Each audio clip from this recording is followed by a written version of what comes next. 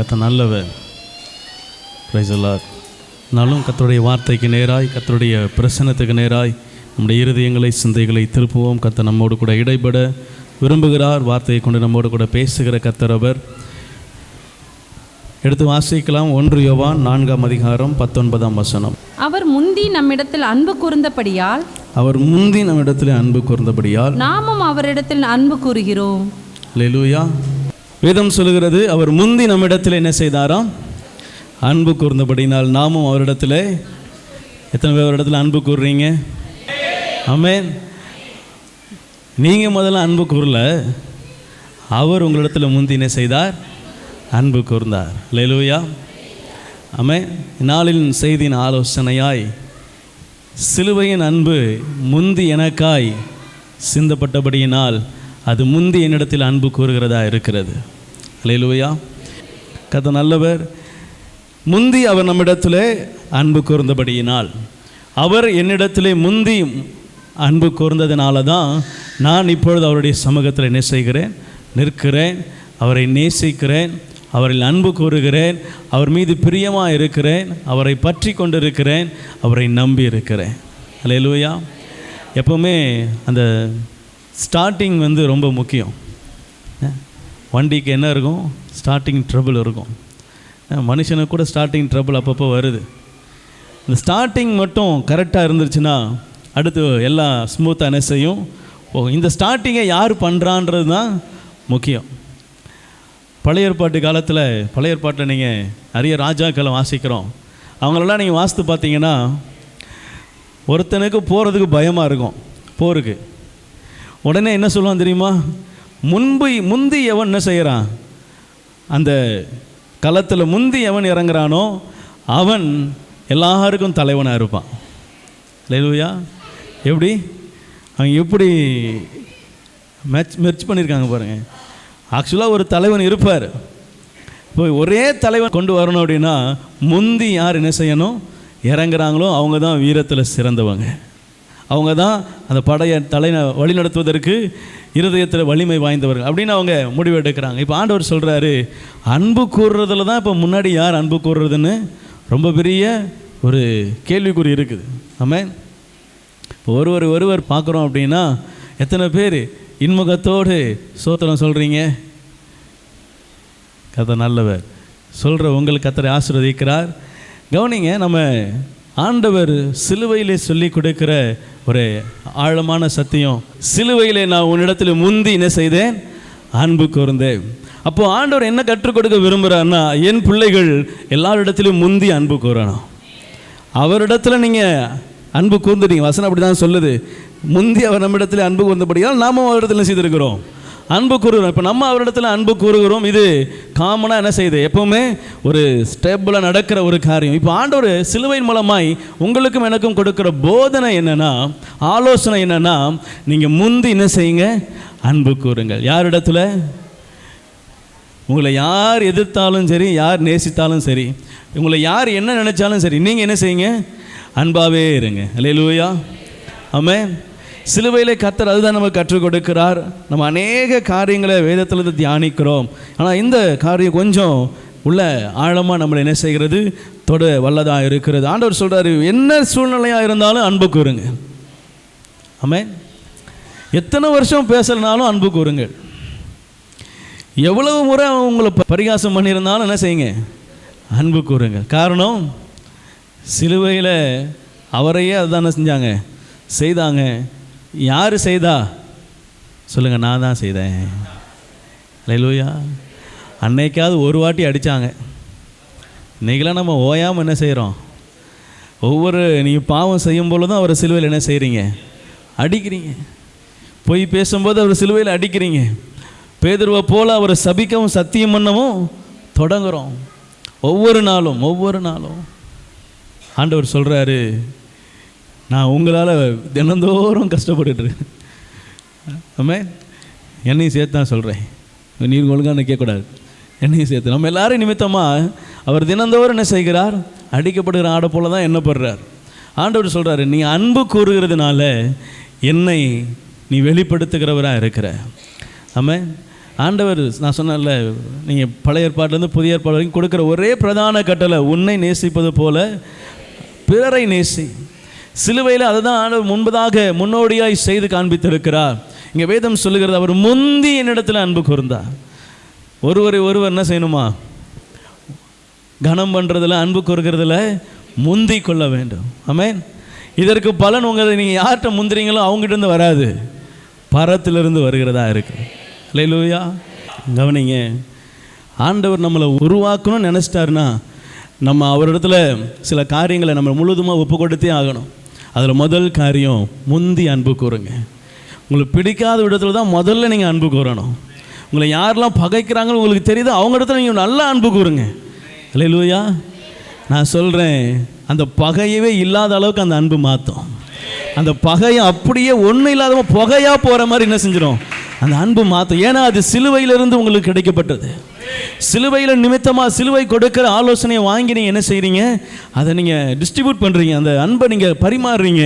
அது சிலுவையின் ரத்தத்தினாலே கிடைக்கப்பட்டதானபடினால் அது நிச்சயம் கிரியை செய்யும். ஆமென். அவங்க இருதயத்தையும் மாற்றும், உங்கள் இருதயத்தையும் மாற்றும். ஆமென்.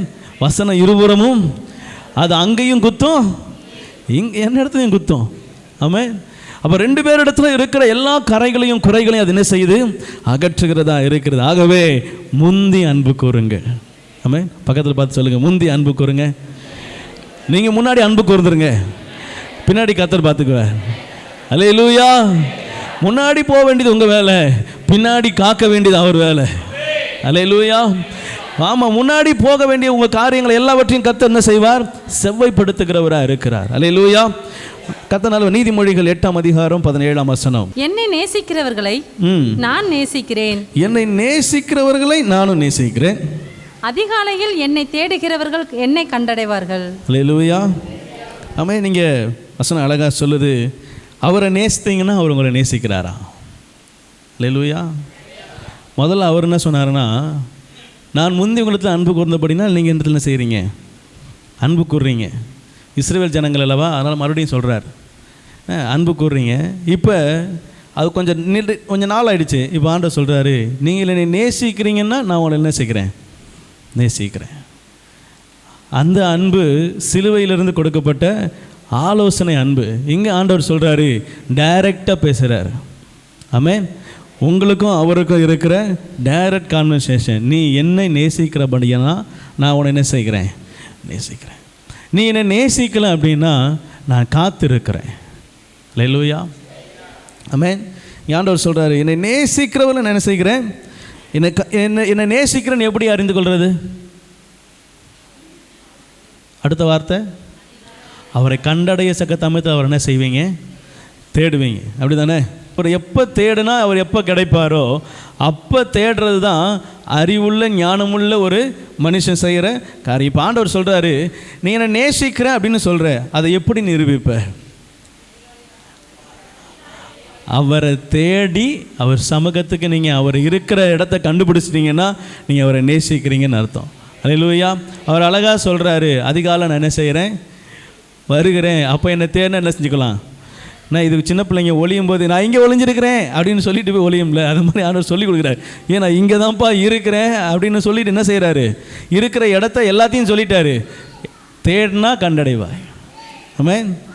தேடலைன்னா முடியாது, அவரை பெற்றுக்கொள்ள முடியாது, அவரை கண்டடைய முடியாது, அவர் அன்பை ருசிக்க முடியாது, அவரோடு கூட இடைப்பட முடியாது, அவருடைய வார்த்தையை கேட்க முடியாது, அவர் என்னிடத்தில் சொல்ல வருகிற ஒன்றையும் நான் அறிந்து கொள்ள முடியாது. ஆண்டவர் சொல்கிறாரு, நீங்கள் அவரை நேசிக்கிறீங்க அப்படின்னா அதை கிரியையில் என்ன செய்யணும், வெளிப்படுத்தணும். ஆமென். கிரியை இல்லாத விசுவாசம் செத்தது. அப்போ ஆண்டவர் சொல்கிறாரு, கிரியை என்ன கிரியை செய்யணும்னா அதிகாலையில் அவர் சமூகத்தில் என்ன செய்யுங்க, காத்துருங்க. ஆமென். ஒவ்வொரு கிறிஸ்தவனும் காலையில் அதிகாலையில் என்ன செய்யணும், அலாரம் வச்சு எந்திரிச்சு 5 நிமிஷம் 1/4 மணி நேரம் அப்படி ஜெபம் பண்ணிட்டு என்ன செய்யுங்க, படுத்துங்க. அதுக்கப்புறம் தூக்கம் வர விட மாட்டார் ஆண்டவர், அது ரெண்டாவது. அதுக்கப்புறம் தூக்கம் வந்தால் தூங்குங்க, அது கர்த்தர் உங்களுக்கு பிரியமாக இருக்கிறாருன்னு அர்த்தம். தூங்குங்க. தூங்கிட்டு சீக்கிரமாக என்ன செய்யுங்க, அடுத்த காரியங்களை. அப்புறம் அடுத்த நாள் வந்து ஒரு 10 நிமிஷத்துக்கு 15 நிமிஷமாக ஜெபம் பண்ணணும். அதுக்கு அடுத்த நாள் ஒரு 15 நிமிஷம் 20 நிமிஷமாக என்ன செய்யணும். அவன் நம்ம ஆட்கள் அடுத்த 5 நிமிஷம் ஜெபம் பண்ணால் 2 நிமிஷத்தில் படுத்துட்டு ஜெபம் பண்ணிட்டு படுக்கிற ஆட்களை தான் இப்போ அப்படியே டீக்ரேட் தான் ஆகுது தவிர ஒன்றுமே அப்கிரேட் ஆக மாட்டேங்குது. அல்லேலூயா. ஆமென். உங்கள் ஆவிக்குரிய ஜீவியம் டீக்ரேட் ஆச்சுன்னா எல்லாமே என்ன செஞ்சிடும்? பொருளாதாரம் டீக்ரேட். அப்புறம் நீ என்ன கேட்டாலும் என்ன செய்யும்? ஆமாம், ஜெபம், ஆண்டவரே விண்ணப்பம், அதுவும் கொஞ்சம் அப்படியே டீக்ரேட்டில் தானே செய்யுது. வெயிட்டிங் லிஸ்ட்டில் போய் உட்காந்துரும். கன்ஃபார்ம் டிக்கெட் என்ன செய்யாது, வராது. வரணும் அப்படின்னா நீங்கள் அவரை என்ன செய்யணும்? ஆமாம், இப்போ உங்களுக்கு ஒரு காரியம் சேங்ஷன் ஆகணும்னா நீங்கள் ஒரு 10 வாட்டியாவது என்ன செய்யணும்? போய் கவுன்சிலரை, கலெக்டரை, தபாலியை என்ன செய்யணும்? பார்க்கணும். பார்த்தா தான் உங்கள் டேபிள் அடுத்த டேபிள் என்ன செய்யும்? அல்லேலூயா. ஆண்டவர் அப்படி சொல்லலை. என்னை தினந்தோறும் என் சமூகத்தில் என்ன செய், நீ இருந்த இடத்துலேருந்து என்ன தேடினா போதும். அங்கேயாவது நீங்கள் எங்கேயா நடந்து எங்கேயாவது போய் என்ன செய்யணும்? யாரையாவது தேடணும். இங்கே ஆண்டவர் சொல்கிறார், இருந்த இடத்துலேருந்து அப்பான்னு கூப்பிடு, நான் என்ன செய்கிறேன்? உனக்கு தென்படுகிறவராக இருக்கிறேன். அல்லேலூயா. அவரை நேசிக்கிற பொழுது அவர் நேசிக்கிற கர்த்தராக இருக்கிறார். அவரில் அன்பு கூறுகிற கிரியைகளாகிய காலையில் எழுந்து ஜெபிக்கிறத நாம் செய்ய வேண்டும் என்று சொல்லி கர்த்தர் விரும்புகிறார். யோவான் 16:27, நீங்கள் என்னை சிநேகித்து நான் தேவனிடத்தில் இருந்து புறப்பட்டு வந்தேன் என்று விசுவாசிக்கிறபடியினால் பிதா தாமே உங்களை சிநேகிக்கிறார். அல்லேலூயா. ஆமென். யார் என்ன சிநேகிக்கிறாரா? எதனால் சிநேகிக்கிறார்? இயேசு கிறிஸ்துவை நீங்கள் விசுவாசிக்கிறதுனால உங்களை என்ன செய்கிறாராம்? பிதா. அல்லேலூயா. இயேசு கிறிஸ்துவை நேசிக்கிறீங்களா? அவரை விசுவாசிக்கிறீங்களா? அவர் மீது நம்பிக்கை வச்சுருக்கிறீங்களா? அவர் தான் அவங்க பாவங்களுக்காக மரிச்சான்னு விசுவாசிக்கிறீங்களா? சிலுவையில் அவர் உங்களுக்காக ரத்தம் சிந்தா விசுவாசிக்கிறீங்களா? உங்கள் எல்லா பாவங்களும் அவர் ரத்தத்தினால கழுவப்பட்டது விசுவாசிக்கிறீங்களா? அப்படி விசுவாசித்தீங்க அப்படின்னா பிதா உங்கள் மீது அன்பாக இருக்கிறார். அல்லேலூயா. பிதாவின் அன்பு நம்மிடத்தில் இருக்குமானா, சங்கீதக்காரன் சொல்கிறான், கர்த்தர் என் பட்சத்தில் இருக்க மனுஷன் எனக்கு, ஆண்டவர் என் பக்கத்தில் இருக்கும்போது மனுஷன் என்ன செய்ய முடியாது? எதுவுமே செய்ய முடியாது. கவனிங்க, இப்போ ஆண்டவர் உங்களை கொண்டு போய் கண்மலையின் மேலே வச்சுருக்கிறார். இது பிதாவின் அன்பை வச்சுக்கிறோம். கண்மலையின் மேலே இருக்கிறீங்க. ஒரு மனுஷனை உங்கள் இடத்துல கிட்ட ஒன்று செய்ய முடியாது. நெருங்க பிதாவின் மகிமைக்குள்ளே நீங்கள் என்ன செய்வீங்க? மறைந்து கொள்வீங்க. எந்த ஆக்கினை, எந்த பிரச்சனை, எந்த பொல்லாப்போ, எந்த விக்கினங்களும் உங்கள் இடத்துல என்ன செய்ய முடியாது? வர முடியாது. ஏன்னா நீங்கள் சிலுவையை விசுவாசிக்கிறதுனால, சிலுவையின் ரத்தத்தை விசுவாசிக்கிறதுனால ஆண்டவர் சொல்கிறாரு, என் பிதா உங்களை நேசிக்கிறவராக இருக்கிறார். ஆமென். நீங்களும் நானும் பிதாவின் நேசத்தை பெற்றவர்கள். அல்லேலூயா. 1 யோவான் 4:12 வாசித்து முடிக்கலாம். தேவனை ஒருவரும் ஒருபோதும் கண்டதில்லை. தேவனை ஒருவரும் ஒருபோதும் கண்டதில்லை. நாம் ஒருவரிடத்தில் ஒருவர் அன்பு கூர்ந்தால், தேவன் நமக்குள் நிலைத்திருக்கிறார். தேவன் நமக்குள் நிலைத்திருக்கிறார். அவருடைய அன்பும் நமக்குள் பூரணப்படும். அல்லேலூயா. அன்பின் பூரணத்தை நான் சொல்லி முடிக்க விரும்புகிறேன். அன்புடைய பூரணம் என்ன தெரியுமா? அன்புடைய பூரணம் ஒருவரிடத்தில் ஒருவர் அன்பு கூறுவர். அப்படி அன்பு கூறும்போது கிறிஸ்து அங்கே வாசமாக இருக்கிறாராம். அல்லேலூயா. ஆமென். சிலுவையின் அன்பு ஆண்டவர் சொல்கிறார். கவனிங்க, என்ன, நான் எனக்கு அருகில் இருக்கிற ஒருவரை கர்த்தர் உருவாக்கினார். இவர் கர்த்தருடைய சிருஷ்டி, இவர் கர்த்தருடைய சாயல், இவர் கர்த்தரால் உருவாக்கப்பட்டவர், இவர் மேலும் கர்த்தருடைய சித்தம் இருக்கிறது. இவரில் என்ன செய்ய வேண்டும்? அன்பு கூற வேண்டும். இந்த எண்ணம் ஒவ்வொரு மனிதனுக்குள்ளும், ஒவ்வொரு கிறிஸ்தவனுக்குள்ளும், ஒவ்வொரு மனிதனுக்குள்ளும் இருந்துச்சுன்னா அவங்க 2 பேருக்கு நடுவில் கிறிஸ்து வாசமாக இருக்கிறார். அந்த அன்பு பூரண அன்பாக என்ன செய்யுமா? விளங்குகிறதா இருக்குமா? ஆமென். உங்களை நேசிக்கிறவர்களையே நீங்கள் நேசிப்பதினால் என்ன பலன்? ஒரு பலனும். ஆமென். ஆண்டவர் சொல்கிறார், உன்னை நேசிக்கிறவனே நேசிக்கிறதுனால ஒரு பலனும் இல்லை. நீங்கள் அதனால் ஒரு மேன்மையான விஷயத்தை என்ன செய்யலை. உங்களை நேசிக்காதவர்களே நீங்கள் என்ன செய்யணும்? ஆமென். அப்பொழுது நீங்கள் கிரியை செய்கிறீங்க. அப்பொழுது நீங்கள் ஆண்டவருடைய பிள்ளை என்று விளங்க பண்ணுகிறீங்க. அப்பொழுது நீங்கள் கர்த்தருடைய நன்மையை மற்றவர்களுக்கு பறைசாற்றுறீங்க, சாட்சியாக இருக்கிறீங்க. அங்கே அதை உங்கள் மூலமாக கர்த்தர் என்ன செய்கிறார்? வெளிப்படுத்துகிறவராக இருக்கிறார். அல்லேலூயா. அல்லேலூயா. கனம் பண்ணுவதில் என்ன செய்யுங்க? முந்திக் கொள்ளுங்க. ஒருவர் என்ன செய்யுங்க? ஆமாம், கேங்கு, ரவுண்டு, அப்புறம் இது என் டீமு, உன் டீமு, வாலி பசங்களும் அப்படிலாம் யாருக்குள்ளேயும் என்ன செய்யக்கூடாது? பிரிவினை, பேதம் என்ன செய்யக்கூடாது? ஏற்ற இறக்கம் சபைக்குள் என்ன செய்யக்கூடாது? இல்லை, உங்கள் வாழ்க்கையிலே இருக்கக்கூடாது. அல்லேலூயா. சபைன்னா கூட ஒரு குருவியை வட்டமாக போயிடுது. எங்கேயுமே என்ன செய்யக்கூடாது. எந்த இடத்துல நீங்கள் இருந்தாலும் இந்த வசனம் உங்களுக்கு ஞாபகம் வரணும். என்ன ஆண்டவர் சொல்கிறாரு, 2 பேர் என்ன செய்யணுமா இருந்தாங்கன்னா ஒருவருக்கு ஒருவர் என்ன செய்யணும், அன்பு கூறணும். சகோதர ஸ்நேகத்தோடு அவரிடத்துல பட்சமாக என்ன செய்யணும், பேசணும். அவங்க ஒருவேளை சத்தமாக பேசினா கூட நீங்கள் பட்சமாக என்ன செய்யணும், பேசணும். நீங்கள் அன்பு கூறுகிறத அவங்க இருதயம் என்ன செய்யும், அறிந்து கொள்கிறதா இருக்கிறது. அல்லேலூயா, அல்லேலூயா. தேவனை ஒருவனும் ஒருபோதும் அப்படி நீங்கள் அன்பு கூறுகிறதுனால ஆண்டவர் சொல்கிறாரு, நான் அங்கே வாசமாக இருக்கிறத நீ பார்ப்ப. ஆமென். எங்கேயும் அவரை பார்க்க முடியாது. நீங்கள் ஒருவருக்கு ஒருவர் அன்பு கூர்ந்தீங்கன்னா அங்கே அவரை பார்க்க முடியும். அந்த சூழ்நிலை மாறுறதை நீங்கள் உணர முடியும். அந்த இடத்துல கர்த்தருடைய பிரசன்னம் இறங்கி வர்றதை நீங்கள் உணர முடியும். ஒருவேளை அவங்க ரொம்ப ஆக்ரோஷமாக பேசுகிறவங்களா கூட இருக்கட்டுமே, நீங்கள் போய் சாந்தமாக பேசுங்க, அமைதியாக இருங்க, உங்கள் முகத்தில் சாந்தமாக காட்டுங்களேன், அவங்க மூஞ்சி சாந்தமாக மாறும். ஆமென். பிரதிபலிக்கும். ஆண்டவருடைய பிரசன்னம் அங்கே உங்ககிட்ட ஆண்டவர் பிரசன்னம் இருந்துச்சு அப்படின்னா அது அங்கே பிரதிபலிக்கும். அது அவங்களுக்கு நேராக போய் அவங்கள மாற்றும், அவங்கள ஆண்டவருடைய பிள்ளையாக மாற்றும். அங்கே மீண்டும் சமாதானத்தை கொண்டு வரும், அங்கே சந்தோஷத்தை கொண்டு வரும். அங்கே இழந்து போன அந்த சமாதானம் மீண்டுமாய் உயிர்ப்பிக்கப்படும். கர்த்தர் அதை செய்ய வல்லவராக இருக்கிறார். அங்கே நீங்கள் ஆண்டவரை பார்க்க முடியும்னு ஆண்டவர் சொல்கிறார். அல்லேலூயா. ஆண்டவர் எத்தனை பேர் பார்க்க ஆசைப்படுறீங்க? எங்கெங்கேயோ தேடி ஓடுறோம்ல, ஆண்டவர் சொல்கிறாரு, நீங்கள் பக்கத்தில் உன் அருகில் உன்னை சார்ந்த இடத்துல அன்பு கூறும் பொழுது அங்கே நான் உனக்கு தென்படுகிறவராக இருக்கிறேன், அங்கே நான் உன் முன்னாடி நிற்கிறேன், அங்கே தேவனுடைய பிரசன்னம் இருக்கிறதா இருக்கிறது. அல்லேலூயா.